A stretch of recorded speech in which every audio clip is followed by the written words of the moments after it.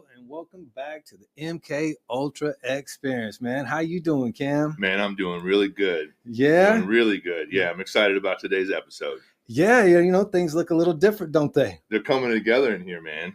Dude, things all of a sudden, after like just 2 episodes, it just got a little difficult trying to make everything happen at the bureau and trying to schedules and with the people that wanted to come through. And yeah, we were a little limited over there, so you have made your guest bedroom here into one kick-ass podcast room, man. Yeah, one MK Ultra experience. It's been an experience to put this thing down, man. It's been a learning experience. Oh my God, man. Yeah, but you know what? I think we really needed this, Cam. I really do. Yeah. I think this is just going to give us the freedom. We're being able to just talk about our friends instead of like taking all this to the other studio. And now we can have our kick-ass guests that our experts are people that got busy schedules, and they might not be ready to go at noon on a Monday every time. So now we can just drop it down whenever we got them to go. And nice job on putting this thing together, Mike. And we got some empty spaces. I'm going to make an attempt at doing our logo right here and just put up some more memorabilia and our friends are some of our sponsors and partners. And it's just going to be our kind of little pod cave, dude.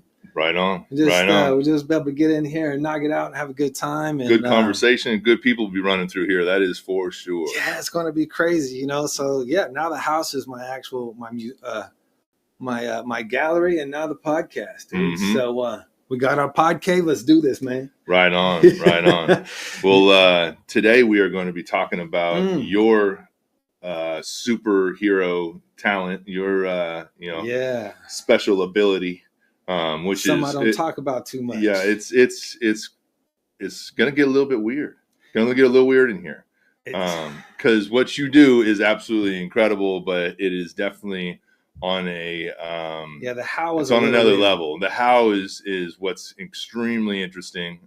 So for those of you that don't know, here we go.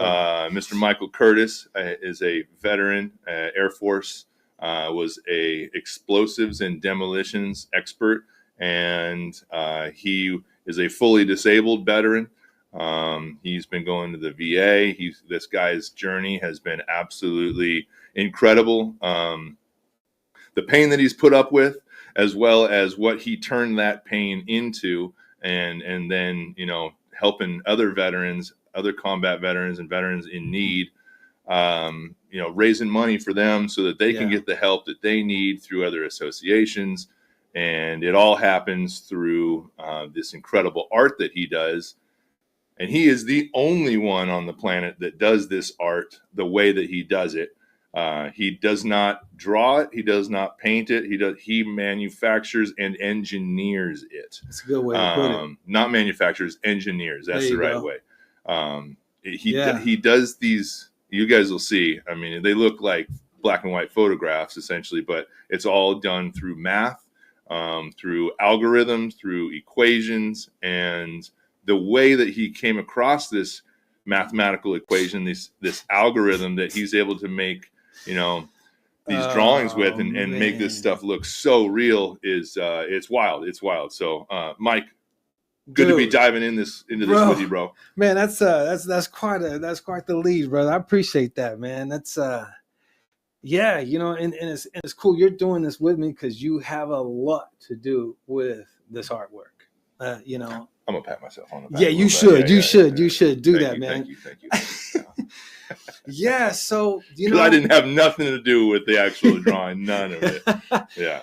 Yeah, so I mean, there's a lot of people out there. I've always had the ability to draw, and my mom was an artist. My grandmother was an artist. Just about everybody in my family, has an ability to draw or be able to sing, write, do music. And so I've always been around that creative thing, But I just really, really high strung as a kid, bro, and I didn't have any patience to draw, man. So if I couldn't just whip this thing out and get it done, then I wasn't going to do it. You know, I need to be on my bike. I was gone. From hearing about you, yeah, you couldn't sit still for very long. You were doing No. martial arts and break dancing and all kinds of everything. Yeah, you were doing legal and illegal activities. Depending on crazy, where I lived, you know, just getting into trouble like a regular kid, but your mind needed to be occupied. Oh my God, dude! Yeah, it really, and supervised. It's supervised, which is why you went into the armed services. Oh, big time, man! Yeah, I need to corral this for good and not evil. Wow, yeah. You know, but I just really, you know, through high school, it didn't do anything. You know, my whole thing in high school was music. You know. My senior year, I got into doing the little party flyers for the backyard deal, you know, and I could do some calligraphy and stuff. But man, I'll sketch you something, but you had to take it to somebody that will sit and draw, you know, and that was a long and extended. So I just didn't like it, man. My mom was you know, trying to raise 3 boys. Being a graphic artist, man, she did some crazy stuff for some big time companies, man, with some big time contracts, like military type stuff. So $1 billion companies, dude, and she bringing home like 18, 16, you know, $17 an hour. So she was not getting paid, you know, she was not getting her dues for the type of work that she was doing. I mean, they was making so much money off of her work.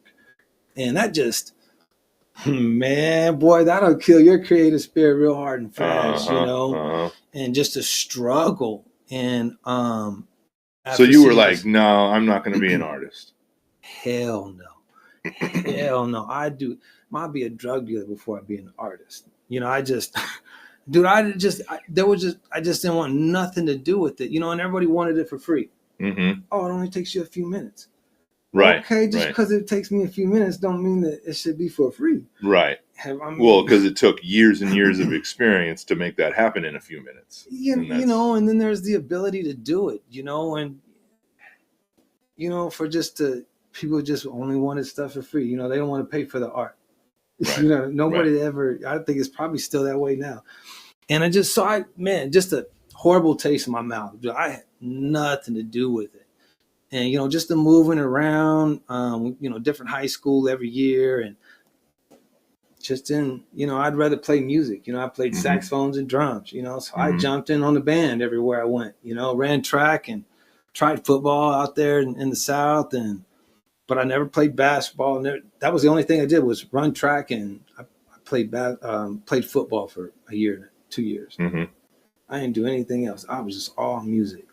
And even after high school, I jumped into the military and started doing my crazy stuff. And more. Were you drawing in the military at all? No, I didn't want nothing to do with it. I honestly, man, there was no drawing pads, man. You know, one day I'm going to do this, or sketches, or man, I you know, people ask me, you know how to? No, I do not know how to draw. You know, I just don't want nothing to do with it. So you get injured while in the military. You go through these surgeries. Yeah. Went to the VA, had surgeries on your foot, your back. Yeah. Did you have surgery on your shoulder, or was your shoulder just effed up? No, my shoulder. Yeah, because not having those proper classes. You know, I really didn't know about, you know, the correct postures, you know, how you draw. And so I didn't realize it, but, you know, I had this arm on my chair. My table was too high, man. And I had my shoulder all pinched up the whole time I was, you know, and that froze us. It was like, man, we're done, dude. And that's what really froze that up. But, you know, I just, you know, all the way up until the time I went into the military, nothing. And then came out of the military, got right back into music and doing all that stuff. Did a couple logos and just nothing, man. And it wasn't until 97. No, it was 1897, 1997. Damn, it was a long time ago. It was 2009 when I had the dream. Okay. And then, just hanging out with the kids. You had been kids. hurt for a while, and you were kind of like laid up. Yeah, from what I understand. That was before the surgeries. I tore my foot up real good while I was in.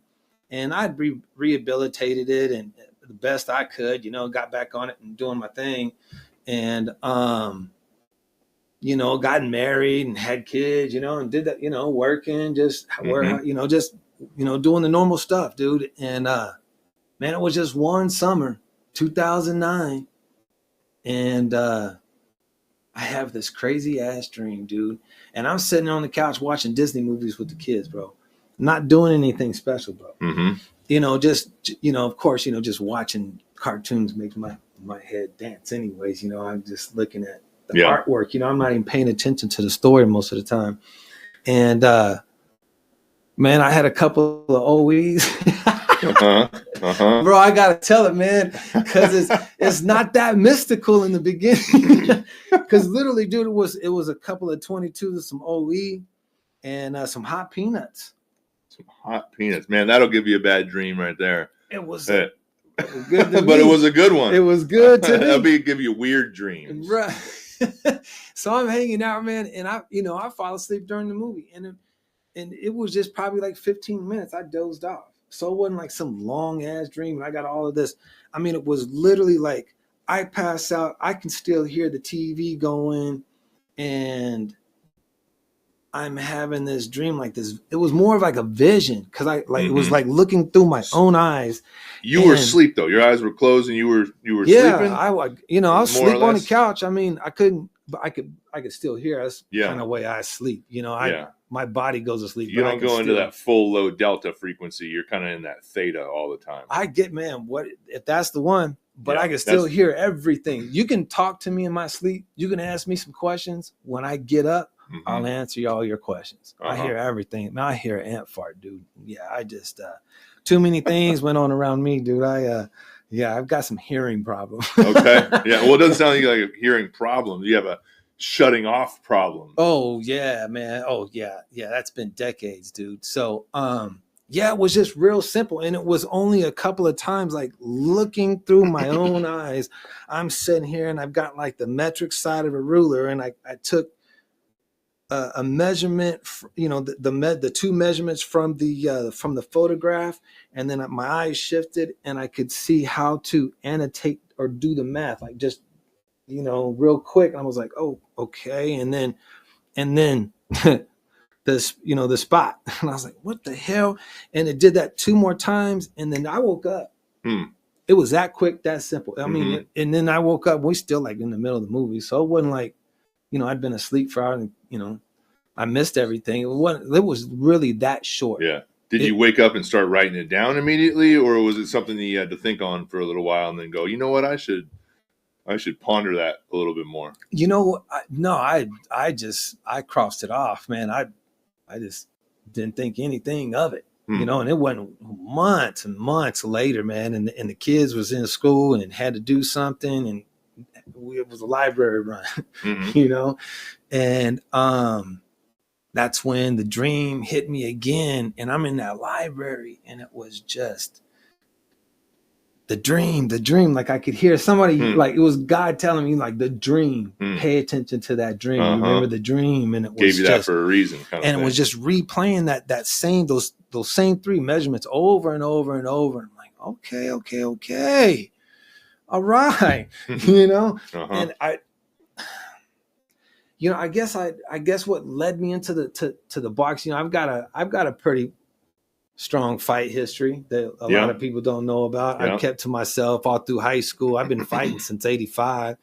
When everybody else was going out to the clubs, I was fighting in you and your brother. You guys both, I know, studied some pretty crazy, awesome martial arts. I know Patrick still teaches Chung Kwa and the 5 animal style. From the Olmei Temple in Tibet. And we got into some pretty cool stuff with that. The stuff that I've seen out of both you and Patrick on the martial arts side is like, that's some fun stuff that people wish they knew. That's some really cool stuff that it's like, it's a spiritual side of it, it's a healing side of it, and it's a fuck your world up side of it. And we're going to get into why I mention all of that later, because that really played a big part in, after I started having surgeries, after I, got to the library and, I grabbed this book, because so going back, so what got me into the fight? So I did a sketch of Ali, Uh-huh. and I thought, you know what? If I'm gonna try this, I guess I'll do some boxing thing. You know, it's Mm-hmm. something I like. You know, Mm-hmm. so I thought I'm starting the beginning with my man Joe, Mm-hmm. and Joe Lewis. yeah, you know, I thought let me look at some boxing legends. Yeah. You know, so I found this book on boxing legends, and I just started thumbing through it, and it was like some really crazy pictures, some badass pictures in there. I was like, man, I cannot draw this, because dude, I didn't draw anything. You know what I mean? I just So I I'm going didn't to draw bring anything. Joe up right Yeah, now come on, because bring up. So this was your very my first very first attempt. attempt Okay. at using this mathematical process, and you know, I thought it would be easy because there wasn't a whole lot of lines in there. You know, and remember, I've just seen these little measurements, and you know, from the vision, Yeah. and I thought, you know what, there's not a whole lot of lines in here. You know, that wouldn't be all right. You know, Uh-huh. this should be all right to draw. And then I noticed all the freckles on his face, and I thought, you know, that'd be cool if I could just measure all of those. And I just thought it'd be a great way to take the whole mathematical thing that I saw, like from beginning to end, and see if there was no end. Yeah. And or if there was an end. And so it just seemed kind of basic enough to give it a shot, dude. And you know, I started over here, and I started with his hair, and then it was like, all right, you know, and then I did the outline. It's like, okay, I see. And then, you know, just did this outline, just real basic. And then you know, then this is when it gets weird, bro. Is, man, because you know, it's one thing to sit there and do like this one, you know, pencil outline, you know, one line, you know, and do this outline. But when it comes time to, you know, getting these textures and Uh-huh. and the values, Now, is that was this a whole pencil different or thing. is this charcoal? These were all pencil in These the are all beginning. pencil. Okay. Yeah. Yeah. And So it then you was, started messing around with charcoal later. yeah. So this was when I saw this, I was like, all right, I could do this. And, but I had no idea, like, you know, what kind of paper to use or what kind of, you know, I grabbed the number Mm-hmm. 2 pencil from school. You know, that was the only thing, you know, that I ever used in my life, you know? Yeah. So, I Googled, you know, jumped on the internet and found out, you know, what kind of pencils artists use. I got me a set of those. And boy, then here comes more dreams and visions, man. And from what I understand, while you're doing this, because this is not something that you've been doing your whole life, you're No, this was literally one like, shot, one kill. yeah, you are listening to um, voices coming into you telling you, hey, Yeah, use a little toothpick here, use a little Q-tip there, use a little man. cotton swab there, Yeah, and that's where, you know, we talked in the beginning. I mean, this is gonna get a little weird, man. And this yeah. is here we go. So I mean, I tell him this all the time. Whenever he tells this story, I'm like, dude, you know, you sound like a crazy person when you say these things. But I know this man personally, and I'm like, he is telling the truth. You know, he's as real as it gets. And the man, fact that you're able to get a dream with a math problem, algorithm, blah blah blah, and then get guided by whatever you're tapping into, whoever you're tapping into, and then it yeah, comes out with this incredible picture that looks just like a black and white photograph. Is just it's eerie almost, bro. It's incredible. It's exciting. It's scares me a little bit. Excites yeah. me a little bit. Uh, Yeah, you know, I mean, because if we're capable of something like this, you know. and it encourages me too because you're talking about some stuff that Tesla talked about being like a channel, a receiver, an Mm-hmm. antenna, and having the brilliance of the universe, God's brilliance, the creative brilliance flow through you, Yeah, through a dream, and then through pencil slash yeah. charcoal art is inspiring to me because I'm like, well, maybe there's something brilliant that I could channel. If he can do this, there's something coming my way. Yeah, I can do yeah. something's cool coming my way. Dude, it's just nuts. And I don't practice, you know, there's um the practice is all in this one drawing. There's not another book or a sketch pad that had a bunch of that's got a bunch of drawings in it, or tests on it, or trying this and that, and and the other thing about it, man, when I had this drink, it was like part of the instruction was stay off the internet. Mm-hmm. And because I wanted to be able to say with all my integrity that everything I do comes through dreams and visions, and that I didn't jump on, YouTube University and get on there and start seeing, techniques, right, and then applying them to the drawings, and if you see these from the beginning to the, from the first one to the last one, you'll see the progression. So you didn't watch other artists, and no, and so like that I you wouldn't could allow, be pure dude, and raw and just no. All the techniques that I used, everything came through the dreams and visions and through the constant instruction, because it was, it was all right, I'll set this up. So I got and so when I did Joe, dude, I was sitting on the edge of the bed, had an ironing board, and this hard piece of it was like a clipboard, like a giant clipboard, the size 18 by 24 sheet of paper. You know what I mean? That's how big this clipboard was. And I set that down on the ironing board, sitting on the end of the bed, dude. And that's how I did Joe. So there was no drawing tables and lights and all this kind of stuff, man. It was just raw. It was just getting it done. And it was just the math on this. It was like, wow, this is crazy. So you could essentially, because this comes down to a math problem, an algorithm, right? Nobody else does it this way, but you can essentially teach others to do this, correct? Yeah. So the math kind of goes both in two different ways. It can be used to teach somebody how to draw and gain perspective and get that that artist eye, so to speak. Or a seasoned artist can build this out, set this up to where they can go back and check to see if their lines and their everything is in it. So the right place. Little side note before we go any further. In this weird stuff, it's going to get weird. Yeah, it's going to get a little weird.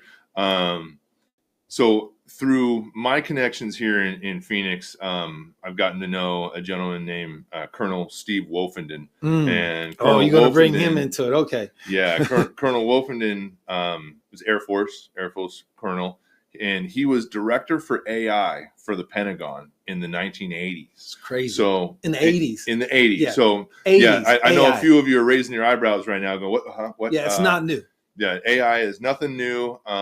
We've been messing around with it since computers came along. We didn't probably we the uncovered 50s. It. Yeah, and we uncovered it. Somebody was a channel, just like Tesla was a channel for AC current and.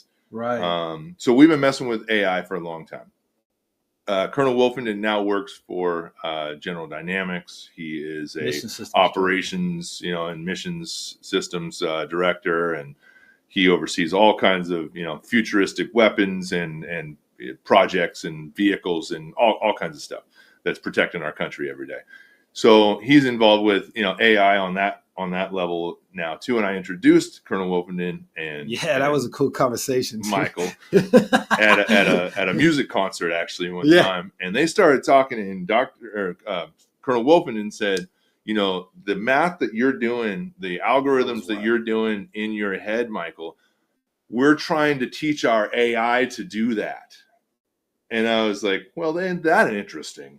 Wow, dude. Yeah. So it's pretty cool to hear from somebody that's that versed in AI to recognize that the math that you're using to create realism is really what they're trying to achieve with their AI. So that was pretty cool, man. I'm not going to. That was cool for me to hear. It was cool for me to hear too, because I didn't have anything relative in my life to make sense out of it, and nobody that I had shown could make sense of it. And so it was just something that just had these results.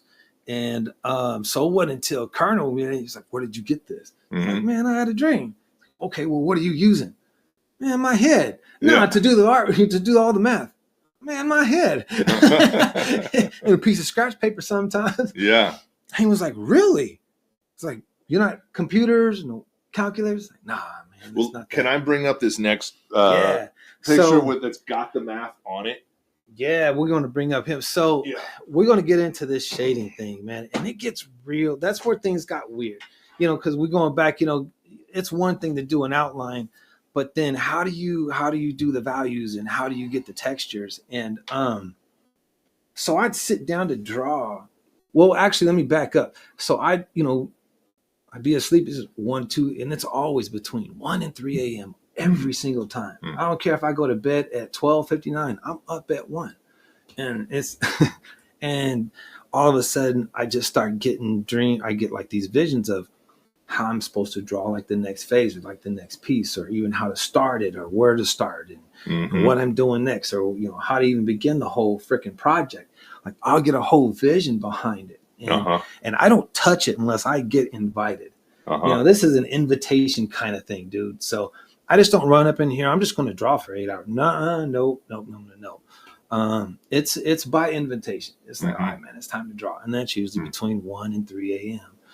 And so prior to that, I start getting these dreams and visions of how I'm supposed to draw this next session, if you will, because it doesn't like give me the whole thing. It's only what I'm supposed to do this next session. Really? And oh yeah, it's very specific. And then I come into the studio, man, and the music has to be on point. It can't just be any. So like I could be listening to classical music one day and it's just like nails on a chalkboard the next. So there's a certain vibration, there's a certain you're frequency tapping into a frequency that gets me into this point, dude. And then dude, okay, man, I'm just going to try. This is why I try not to cry, dude. And and it's so crazy, man, because my chest gets all heavy and it's my body just has a hard time dealing with that side of it, dude. I just get choked up. It's not tears of sadness or joy. It's just I remember those times, and when I'm in here, dude, and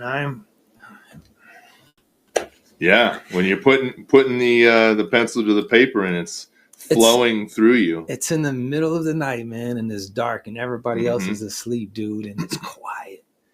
It's at the quietest part, time of the world, and that's when I hear the most. And it just, man, it's so just heavy. Know that when you're sleeping, Michael is crying and creating incredible artwork. So. Dude, and it's, man, and there's a lot of times where, because I'm in the middle of these things and there's so many lessons that come to me that surpasses art. Just so much about life and where I'm supposed to be and my path. And oh man, it's some church. It's some church for real, dude. And it's man, it's something else. And it's so when I come in here and the music's going, I find that right. Hell yeah, here it is. What, man? Just man, it gets real light in here, Yeah. And it you feel yourself just kind of lift up off the ground a little bit. And when I sit down in that chair, I know you'll dive in and draw for hours and hours and hours at a time, 5, 6, 7, 8 hours. I'm usually good for about 4 hours. Okay. Not at one time. I still have to get up and move around. So I can sit in the chair about 45 minutes to an hour. Then I got to get up, get some push-ups in, get in there, get some dips or something, and just kind of walk around a little bit and then sit back down in the chair and get some more, So it's, but it's constant instruction, man. It's when I sit down, that's when the conversation really begins. And so it picks up like during those visions before I got out of bed. And then it's like, all right, man, you remember what we told you, grab this pencil. Cause there's like 2H, 3H, 4, 5, 6H, and then there's HB and B. And so there's all these different types of pencils with different types of lead in them, right?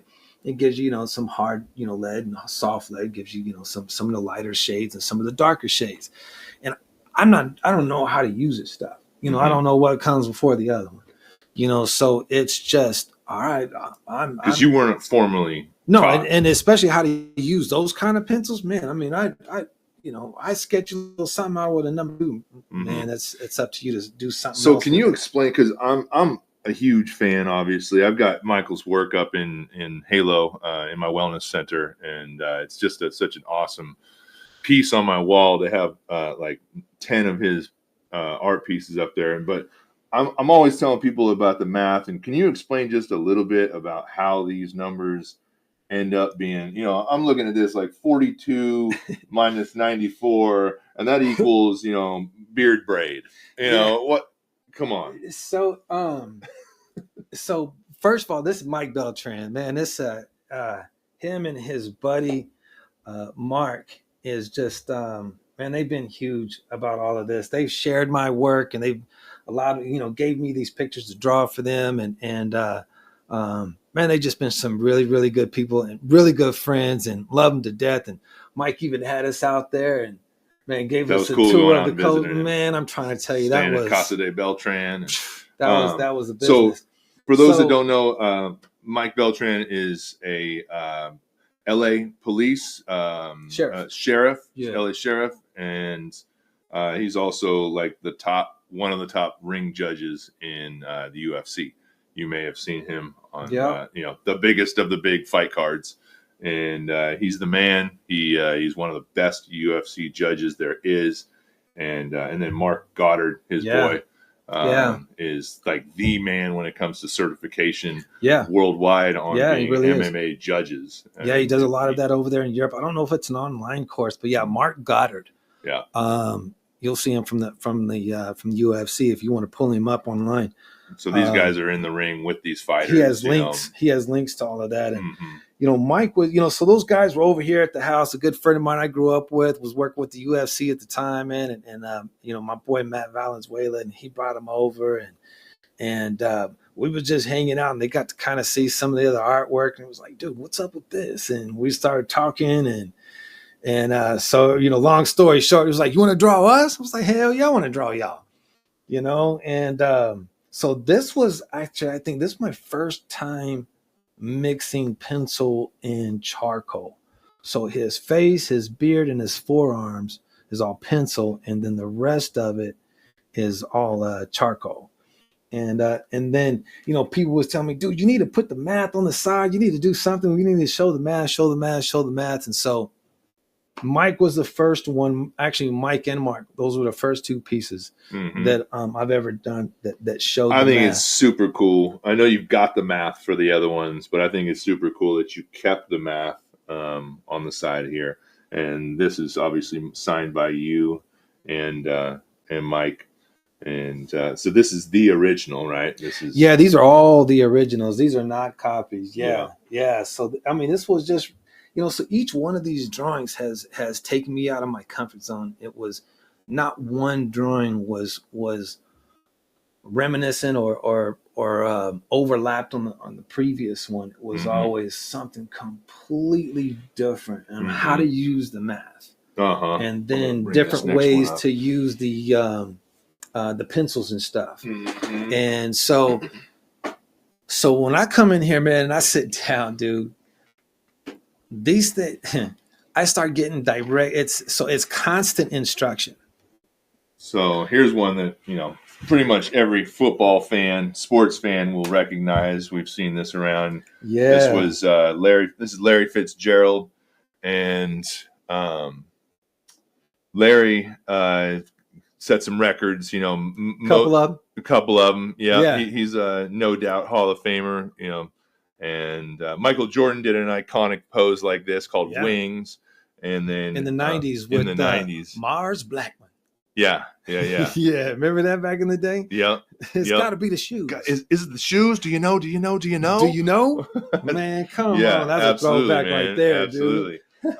And so this picture was taken by photographer. What's his name? Mike Myers. Yeah, Mike Myers. Mike Myers. Yeah. Mike Myers. Not the Halloween Mike Myers, but another Myers video production, man. Yeah, it was kind of crazy. I was at a red and white game. It was a practice game with the Cardinals. Okay. And Fitz was still playing. I think it was like one of his last couple of. This was like 2020. Well, by the way, the one of his greatest records was he had the most games started consecutively with a catch. Okay. And the only reason that got interrupted was because of COVID. Oh, shoot. That's the only reason. That's a pretty dope stat. It's a pretty dope stat. And it was, we could just say it keeps going on and on and on, because there was, it was inorganic, right. the stop to it. But Fitz is a local guy. I got to meet him a few times. Super awesome dude. Does a lot for charity. I've never met him. Yeah, he's seen the artwork, and he signed it. Yeah, and then, he signed it. Yeah, and then it was I gave it up to for a local charity called Elevate Phoenix. Yeah, and they auction it off, and they do the whole celebrity golf tournament out here and stuff like that. So, I raised some money with that, and it was kind of crazy, dude, because I'm at this game, and I have another drawing of Fitzgerald, right, and it was a buddy of mine is the assistant to a field photographer by the name of Peter Vanderstoop. And so when my buddy Jason saw the drawings, he was like, yo, you want to do Fitz? I was like, hell yeah, I want to do Fitz. But I don't just like downloading stuff. I like getting it from somebody. You know, there's a story behind it, and I feel that. And this was your first attempt at all charcoal, right? This one's done in all charcoal. So this was my second attempt. The first, the one with Peter Vanderstoop was my first one, and then I met Mike, and Mike was actually with Coach Bruce Arian. Oh yeah, okay. And so I've got actually a copy of that drawing, the first one with Peter Vanderstoop gave me, and he signed that. Okay. And so Mike came back around, and he was like, "Hey man, you want to draw one of mine? I'm a photographer, blah blah." I didn't know who he was. And I said, yeah, of course, let's hook up. And he sent me this. I was like, no kidding. Hell yeah, I'll draw that. Well, I'll tell you what, I have seen, the photograph, and you put the photograph right next to this or just above it, and you stand back about 5 feet, you can't tell the difference. I mean, it's kind of creepy just how close just amazing. And I made this difficult. So all the white in here is actually the paper. This was before I learned about white charcoal. And so, there's some easier way to do this. You like to take the hard route. Oh, bro. Well, it turned out amazing, bro. Absolutely incredible. I have this one in my office at home, hanging up above my TV. And this one's in a couple of places, man. This is Bonfire Grill, Tap House. And a grill out here, a couple of spots out here, or at the Tempe location, and then you got any of your stuff up in the Trophy Club? No, I don't have anything at the Trophy Bar. At the Trophy Bar, okay. And then I've got some stuff at the Gun Club, the Scottsdale Gun Club. They got one or two of these. Yeah. Mike has basically been doing this, as his release, and as his coping with pain and coping with. But he's never made a dollar off of his stuff until now. You literally just launched your website where the general public can have access to these extremely unique pieces of it's crazy. Of art. The algorithmartist.com, right? Yeah. The algorithmartist.com. Oh yeah, the algorithmartist.com. You can go check it out. He's got all everything's of it on on display. there. Yeah. And so really, really cool. Up until now, everything he has done has been for charity. Right. Has been to help others, and specifically veterans. And so, big up yourself, my man. Yeah, it's and a big part of that was I didn't know how to sell it. Everybody was telling me, oh, well, most artists charge by the square inch, and some charge by the piece, and some charge by the hour. There was all of these different ways, and so these things take me on average of 1,000 hours. So, with just all the math, because I don't just sit and draw. Yeah. It's all these just little bits and pieces. And then I look back and I'm like, oh crap, look what happened. Mm-hmm. And so one of these pieces could take you 6 months. Oh, easy. Yeah. Because I'm only good for like 4 hours out of the day. And then a brother got to eat, I got a house to take care of. Yeah. And, you got stuff to do. Yeah, I got things to do.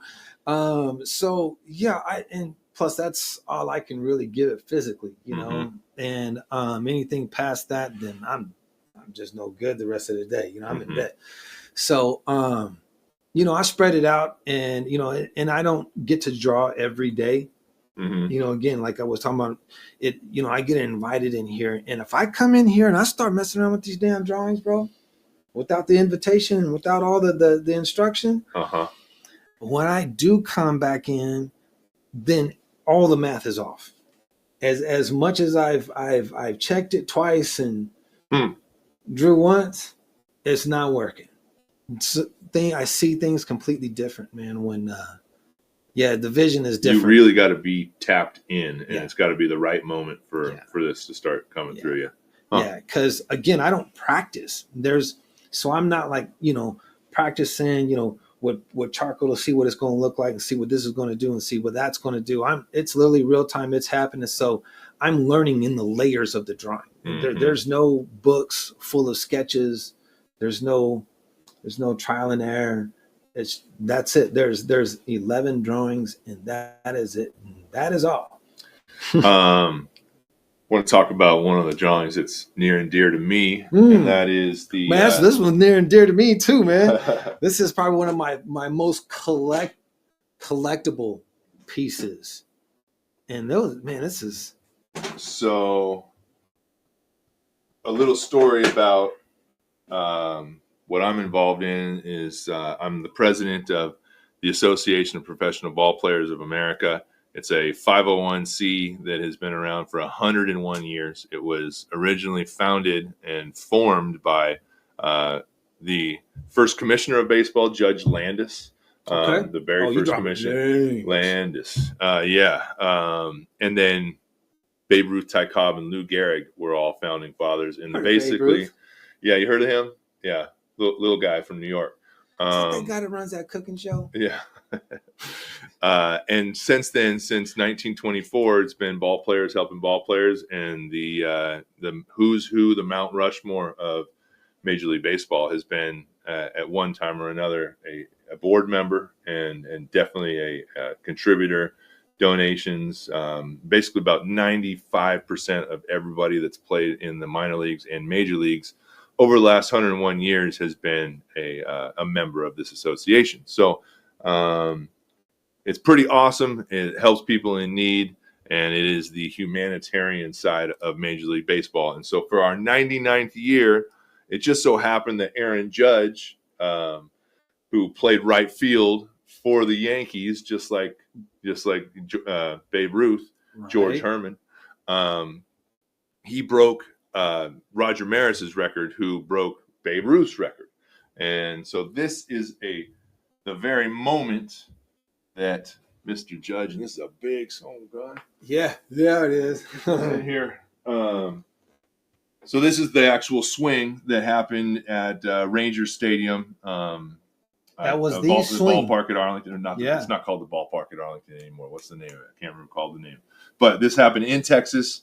It was the last day of the season, and he ended up beating Roger Maris's single season home run The for last a day of the Yankee. season? It was the last day of the season that he did That's this. Yeah, nuts. it was game like 151. I'm sorry, 161, and it was a doubleheader, and so it was game one of the doubleheader. He hit this, and history was made. And so it just so happens that it was our 99th anniversary.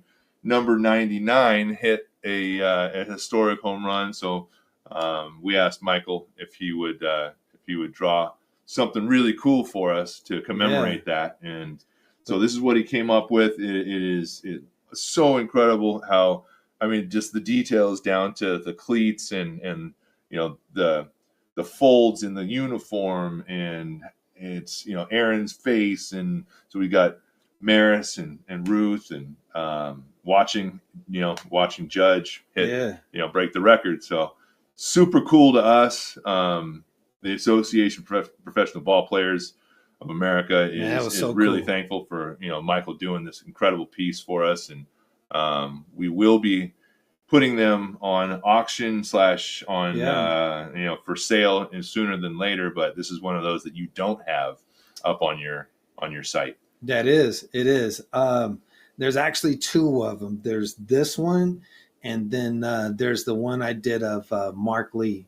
and that was Mama Lee's son from American Mighty Warriors. Oh, and that was a one-off piece for her, and so that went for over $15,000. Yeah, I went for $15,000 in March. Nice, What? and that's going to help out some veterans in need. Yeah, and you know what? I've actually kept in contact with the guy. His name is Richard. That actually purchased that drawing, mm-hmm. and he's got a couple of veteran charities that he's involved with, and man, he's gonna be teaching the brother how to fly. And stuff. That's awesome, man. That's awesome. My dang pilot's license. We're gonna have we're gonna have that on the show. That's gonna be crazy. That's gonna be wild, man. So yeah, they're paying all expenses paid for, but yeah, they're going to give brothers. So you'll have your pilot's license by the end of the year. Well, we're only up like maybe an hour, maybe 2 at a time. Mm-hmm. So, I can probably get out there maybe twice a week. So it's 4 hours a week. So yeah, it's going to, I think, how many hours like 40, 50 hours it takes before you get your license. So, it's just going to really depend on how many times I can get out there and get with him. But, yeah, right man, on. that's, but going back to this one was really cool because when they hit me with this, there's nothing for me to like, because again, I have to have my rulers. I can't. I have to have my rulers to take measurements from a photograph, and there wasn't a photograph like this that existed. So I found this picture of the actual swing that he actually, hit the home run that broke the record, and then I found these two individuals, the individual picture of Babe Ruth and then in Roger Maris, and I was able to extract those off the web. And then my man Raj, he had this really cool AI version of Photoshop. And so I sent him the stuff, and I sent him how I wanted it to look and all the, sketched it all out. Yeah. And he ran it through. And so he created the photograph, and then with the logo up in it and everything. And that's all hand drawn. Man, that sucked. It's awesome. You're trying to keep all the white because that's paper. Remember, I didn't know nothing about white charcoal at the time. Hey, since you mentioned Raj, quick shout out to TK and Raj. They put together the Celebrity Softball Challenge Classic. These guys right here. Celebrity Softball Classic. They do put on this amazing event where they've got celebrities and artists, and they come, and so it's a softball home run derby and softball game. It was held in Rangers Stadium where this was hit, and they just raise money for veterans, and it's such an awesome, it's such a fun weekend. It is. It's so coming much up fun. October 3rd and 4th. Yeah, and their tickets go on sale July 4th. July 4th. So they go check it out. It's such a good time. It's for an amazing cause, and you're gonna have your artwork there, I'm sure, this year again. And so it's gonna be a fun thing. Yeah. So Raj, he helped me put this picture together, and that's what I used to take all the measurements from and put this all together. So this is a one of one. Not only just this, but the photograph that put all these three guys together. That's a one of one. Everything is one of one. So you collectors out there, Geddy Lee. Yeah. Just because I'm a music guy, man. So I know musicians that are like baseball fans. I know more about music than I do about sports. And so these guys drop the names and I just draw. So it's really cool, man. This was such a I think there's such a mutual respect between musicians, veterans, athletes, and so bringing them all together, to raise money to help others is a special thing. Yeah, so this was a really cool piece. Really cool, man. 99th anniversary, number 99. This will be up on the site soon. We'll get some things done with that and make sure that everybody's getting due process, due payments, and be able to work that out so that even if you guys aren't buying a piece of the artwork, you guys be able to, there'll be a link to the association and stuff like that people can give to. And so we'll get that all dialed in. And it's a new thing. We're growing with it, man. Yeah. Just like the studio. And yeah, brother. Yeah. So next with the algorithm artist, there's absolutely nothing going on with that right now. just kind of waiting for the inspiration for the next one? You know, well, yes. And actually I was commissioned by Fender Guitars. Yeah, yeah. And dude, that was right before I had that heart attack last year. Right. And it was like a couple of months. And Widowmaker. This guy survived a Widowmaker heart attack. Yeah, that's all you got. Yeah. Yeah, man, that was like July 15th, man. That was on crazy. a Monday. And just just a couple of months before that, dude, it was just and you're good now, right? Have you been back to get a checkup? You got a they roto rooter your shit, and now you're clean as a whistle. And a couple of stents, you know, and I take the medication when I remember, but I put whiskey in my coffee every morning, so that's blood thinner, right? Yeah. Okay, we're good. That keeps things flowing. Then we're good. Yeah. Yeah. Then it was just so that was like July, and they had just given that to me like late March, and then the heart attack, and you know I had never played with a guitar before, and they actually gave me a Telecaster, and was just blown away. It was just by the whole process, you know. It was like, hey, and you're working on that piece. Yeah. Currently. And so I have messed that up several times. I have sanded the mess out of that thing, dude.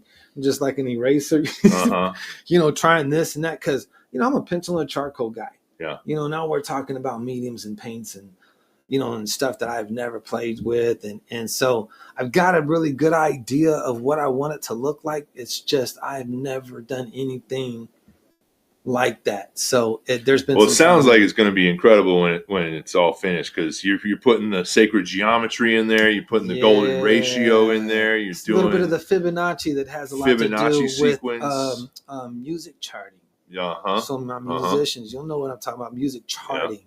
You know, it's not writing music, but it's charting music, and you kind of like paraphrasing music. Mm-hmm. So you take a song, and instead of like a note for, you know, every part of the, you know, phrase of the song, you're kind of paraphrasing it. So you've got like a key for like this section, a key for that section, and so you can just really kind of play with it, you know. And one of the flow throughs of our MK Ultra experience is you know, frequencies and how you know, there's frequencies everywhere around us. We're, you know, light particles and you know, there's particles and then there's waves and essentially, you know, everything that we see, hear, experience is, you know, some kind of frequency. Yeah. And just like, you know, learning all of this stuff, because it was, you know, when I started having these surgeries right at like within a year, it was like 6 months of about 6-7 months of this of having that first dream and working on Joe.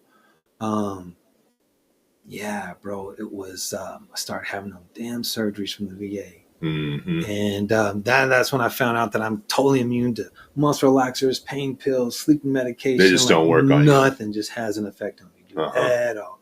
Red hair, light eyes. So here we go. And so, dude, it was for a while. All I was, you know, smoke a little weed and going back to what we was talking about earlier, you know, the fight game. And, you know, learning just, you know, the whole mental side of that, you know, and the mental attrition. Yeah, you know, it was getting into a really vague term at that time, you know, just meditation, which didn't define or mean anything to me. It was just, I just remember, you know, when shit hurt, you know, we think about something else. Woosah. Woosah kind of stuff, you know, breathe it out. Breathe through it. Yeah. And, you know, so that was like the only thing I had, you know, and so I just really was like, all right, Mr. Brown, you know, hope there's something to this, you know, and that's what really got me back into the whole meditation thing. And then that's when I was really able to start seeing things. And I was just laying in bed sometimes, man, and just on flight, you know, and just learning so freaking much, dude. And that's what kept me from just going crazy over like the 6-7 years of just going through surgeries and bouncing from couch to couch and all that kind of stuff. Was just, man, it was living in two different realities, because it wasn't like an escape from reality, because the things that I was learning are the things I've applied now since I've been home and since I've got my disability, you know.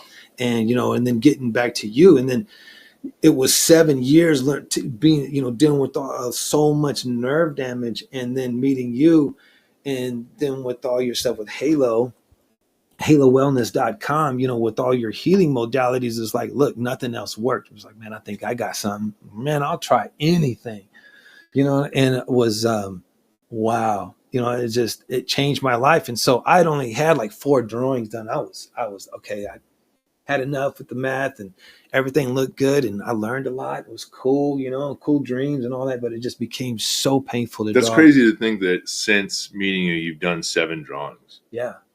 That's kind of crazy. Yeah, because I couldn't sit in a chair long enough anymore. It just got so bad that, 20, 30 minutes in a chair, laying down for an hour, 20, 30 minutes in a chair, laying down for an hour, and doing that 3, 4, 5 times until I just couldn't take anymore. And then I'd just be face down, ass up for the rest of the day. I'm just praying to God, just swing low and take me home, man. It was just some ugly, ugly days, and it was. And there's a lot of people in that same position that are just looking to get out of pain, and they've tried everything, and they don't have the art, they don't. And they don't have that out. And our heart goes out to them that are, that have served and protected us, and upheld our Constitution and our freedoms here. And so Halo has a huge heart for our veterans. So Halo Wellness, HALOE wellness.com. We're all non-invasive and drug-free therapies that help with pain, function, and this is true. Getting your body to heal itself at a rapid rate. It's not a mask. It's not another cortisone shot. It's not another pill. It's not another TENS unit that just tried those. They don't work. This is some stuff that has honestly been kept from the public on purpose. Right now, the average doctor doesn't adopt it because their model is to keep you, you as a client, keep you as a patient. We want to get you healthy as fast as possible and get you back being productive so that you can do incredible things and bring, your brilliance, bring your talents to the world again. And so that's why I love your story so much, Mike, is because, I got to use my pain that I went through that created Halo. And then in turn, pay it forward to somebody that was in need and needed to get out of pain. And now you are paying it forward with your work. And that's what it's all about. Teaming up together, dude, because, we're kind of Wonder Twins, this thing, man, because, I can't tell the art, anything, my story about the artwork without, talking about Cameron and meeting him and the Halo treatments and stuff and helping me stay in the drawing chair. Cause man, when I'm drawing, hey brother, man, I'm on those treatments, man. And it's, so when it helped me so much, I was like, dude, there's just like you said, there's so many veterans that need to know about this. And then it was like, bro, I need to introduce you to some people that through the gun club, and got him, we started hanging out with the gun club and started doing all of their like MARSOC and Red Raiders and American Mighty Warriors. Mighty Warriors. So he jumped in, man, and now he's helping all of these veterans with his treatments along with Mama Lee. And so it's just been so awesome to, our paths crossed, and it's helped me keep my story going. At the same time, it's been, another chapter to his story. And then now together we're able to raise some good money, and not just raise money for these foundations, but then turn around and help these guys get better at the same. We're not just throwing money hoping something happens. It's we're really putting it towards technologies and putting it towards things that are actually going to produce healing and relieve suffering, and something that's duplicatable and can be paid forward. And just, man, really, really cool. Oh, and then Mike actually made a really cool logo for Halo Wellness. It's our Veterans Recovery Division. Super awesome. I wish I had that to put up. I think maybe I'll send that over and we could put an image of that. Yeah, we should be able to get an image up. Really, really cool. So yeah, just love what you're doing, Mike. Love that I've been able to be a part of it, and that Halo's been able to be a part of your incredible gift. Yeah. And bringing that to people, and spreading the love, and helping helping people heal. So You know what? It's been a little strange. Going out like that. Just being that. What's the word I'm looking for? Just being so. Just kind of out in the open. I just always kept this kind of close to me. Never really talked about it much. Be a little more exposed, a little more vulnerable now. Vulnerable. That's the word I was looking for, man. It's very vulnerable, man. It's just like getting up in front of letting people crowd. look at your private parts over here, man. Dude. I mean, it's nothing short of getting up in front of a crowd and just start singing, dude. It's because I had that dream recently. I was I've actually done that, singing naked. Not naked though. Oh. No, that's just my dream. Yeah.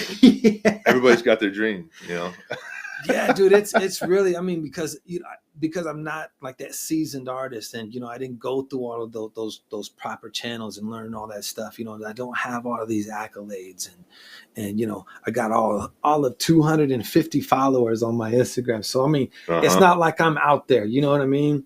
And because the injuries were so bad for so long, I didn't do shows. I didn't go out. I didn't do all this stuff around town. People, why aren't you doing this and why aren't you doing? I was like, man, I'm sharing that online. That's all I can do right now.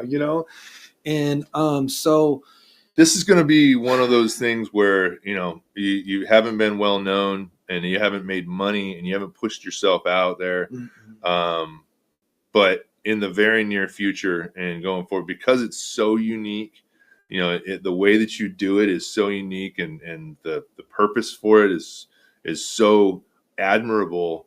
I think that these pieces of art are going to go for hundreds of thousands in the future. Man, I'd like to see that, not just for me, but just for what we're doing here. Yeah. Because, man, you know how it is with me, brother. If my cup runneth over, everybody gets something to drink. That's right. That's right. And you're handing out bread and fish to everybody who wants some. Try to sop up that cup overflowing, and it just, honestly, dude, because, that's something we're going to help do on the website. We'll get this up and get Halo linked on there, man. So you guys can help them out. Guys want to give a donation to Halo so they can keep this thing going, helping more veterans. We get those guys some healing and get this, actually spread the word and the love about Halo. And that's HALOE, Halo, HALOE. Yeah, Halo. The way we came across that is me and my brother, we both played sports. He was Team USA volleyball. I played MLB baseball. Our last name is Lowe, L-O-E. And so if you wanted our attention across the court or across the field, hey, Lowe. So there you go. Just kind of worked, Yeah. But, man. Yeah, so Mike, everybody's going to get on fed on that, and that's something we're going to develop with the website. Get the Halo link on there, get the pro ball players link on there, get Mama Lee up there and stuff, so that you guys can, or even give to the, the podcast or whatever. And so that we can take those monies and we can do some really cool stuff with it. Cause it's all going to be turned around to help somebody get better. It ain't going to be to buy some damn Rolls Royce or your big, another house or nothing. I like where I'm at. Yeah. I finally got this place squared away.